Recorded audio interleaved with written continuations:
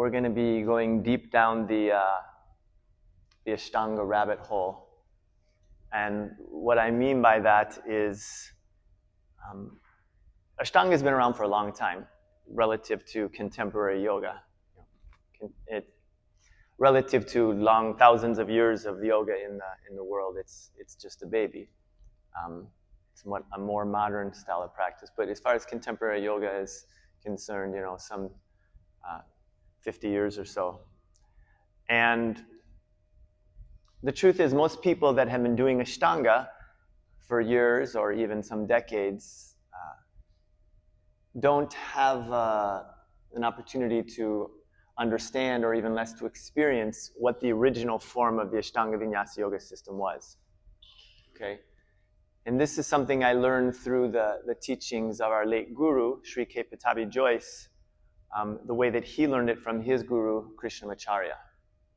And though I didn't learn it directly from Pattabhi Jois, I spent 10 years practicing directly with Pattabhi Jois, but he didn't teach this original system, the full form or the full vinyasa, when I was around in the 90s and the 2000s and the few years in the 2010s before he left.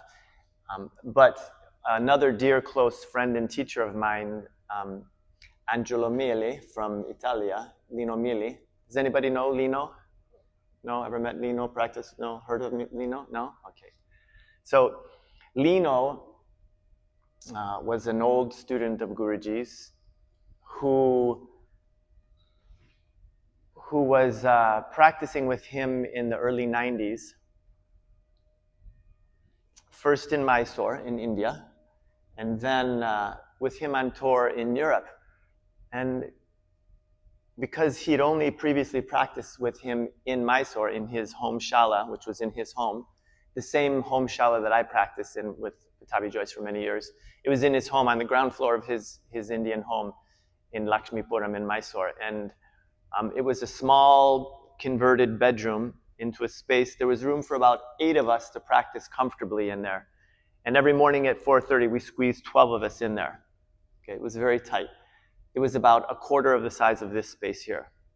So we were very, very close. Like, your mat is here, some other person's mat is here, my mat is here, another person's mat is here, your mat is here. So there was 2 rows of 5, and in the middle there was almost enough room for mats to be squeezed in facing each other, so 2 more mats fit there. And the floor had 2 rugs on it because the shape of the room wasn't appropriate for just 1 rug. So one was like this and the other one was like this. So if you were in the middle where the rugs were, you had this big